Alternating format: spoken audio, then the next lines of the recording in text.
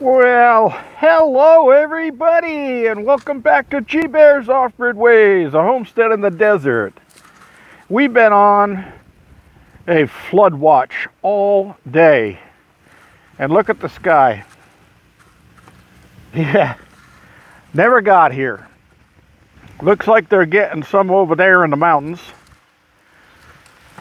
and I got some right over here, which usually comes my way and dumps something on my head.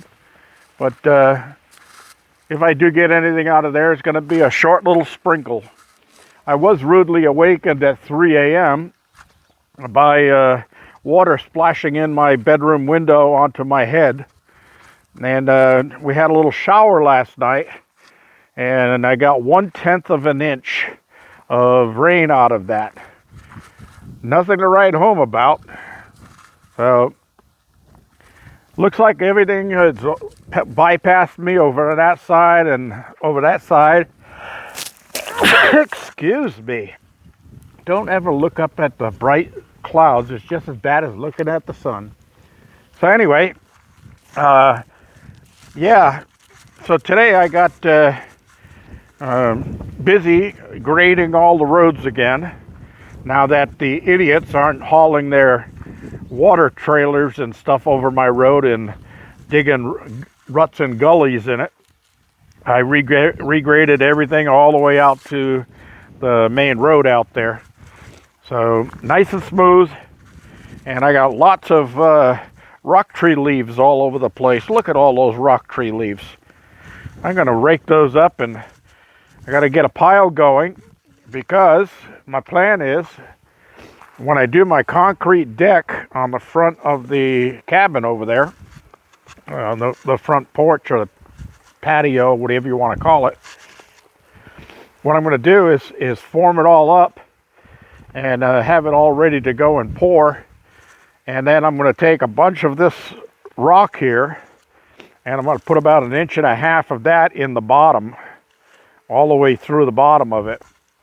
And then when I call the truck in, I'll put another 2.5 or 3 inches on top of that, and that'll save me some concrete.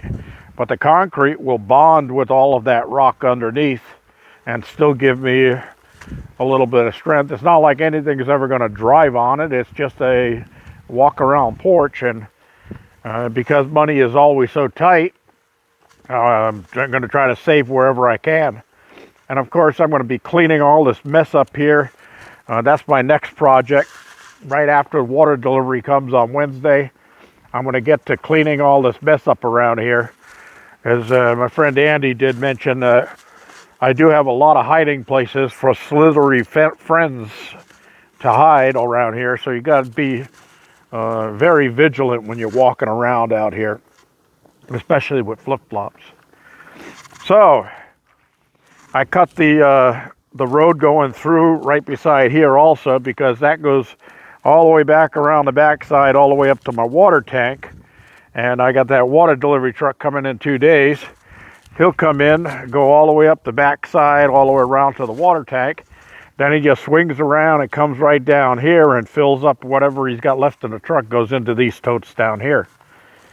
I also got in and cleaned up the chicken run today, and spread out some diatomaceous earth around into all of the sand and grit, because I got a second hen who's limping. That's her laying down in the corner over there. And this hen, who had lost all her feathers like the others, she's getting really good at growing them back. And I don't know why this one's not growing them back, but we'll have to get on that. I see a couple of little pins coming out of her back. I've been trying to increase their protein. So those two hens right there, the one laying down and the one over there in that corner, are the ones that are limping. And I checked their feet again, and they do have a sack underneath there, but no scab on it. So kind of strange. And I'll take them out, and I'm going to go down to the local farm store, and they sell a non-invasive coating that you can put on for bumblefoot, and you don't have to cut them open and have to worry about anything like that. But you can see the white diatomaceous earth all over the place here. I cleaned out the coops, and I put diatomaceous earth inside too. And when I was holding up one of the hens, I noticed she had some little bugs crawling on her, and don't want that. So diatomaceous earth is the cure for that. If you can put it in some cheesecloth, and you can dust them with it. But it's just as easy to clean out all of their area so that there's no poop or anything like that in there, and then they'll dust themselves. So all you have to do is put the diatomaceous earth in with the sand and the dust, and they'll get working on that, and they'll kick up the dust and put the diatomaceous earth on themselves. All right, so I sure would like to have some rain.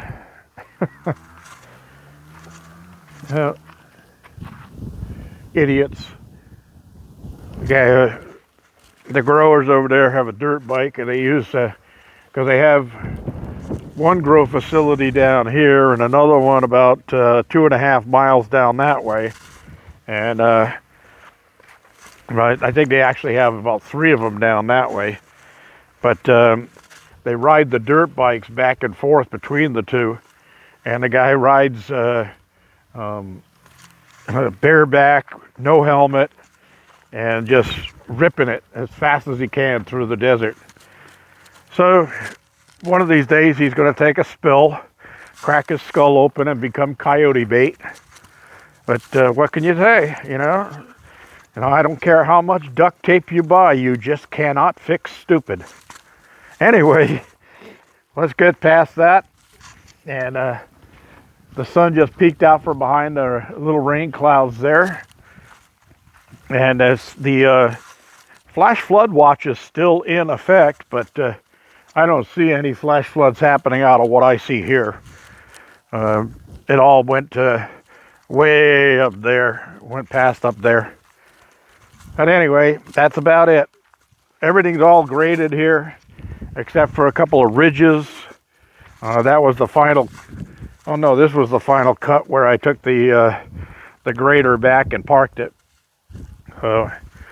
Tomorrow's the day before water delivery, so I'll be transferring water out of that tank and down to the garden house, probably into that one tote over on the other side there, and that might fill that one and that one other tote closest to the greenhouse, and if I have anything left, it'll go in that third tote.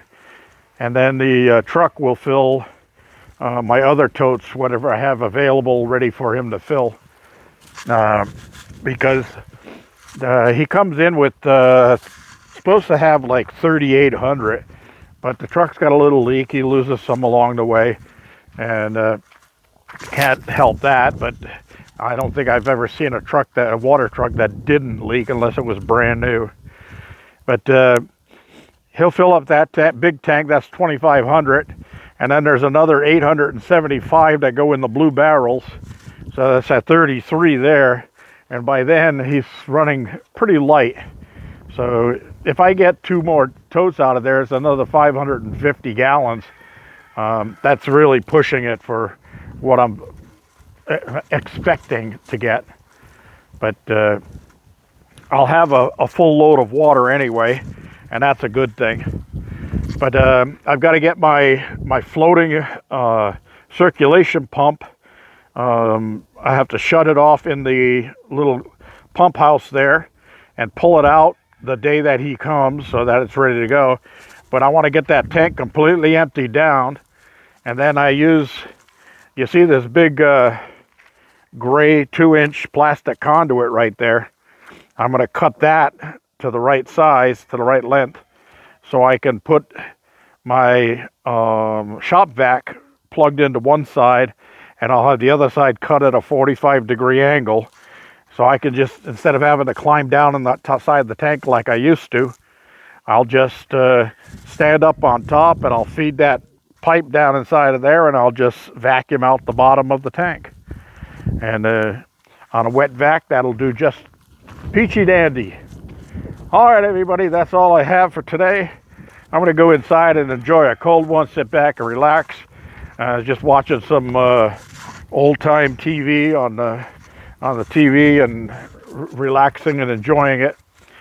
I'm going to cook a couple of bacon wrap fillets. They're small, so I'll have 2 of those with corn on the cob and steak fries. And I like my steak fries with mayonnaise. Everybody goes, ooh. Well, if you like potato salad, I don't see why you wouldn't like mayonnaise with your French fries. It's actually really good. I got hooked on that when I was in Germany in the military. They don't really use ketchup on their French fries. They usually serve it with mayonnaise. So that's it, everybody. Thank you for joining me. Don't forget to give me a thumbs up down there and subscribe down there and share and all that kind of good stuff. You know the routine. Thanks for joining me. This is G Bear signing off.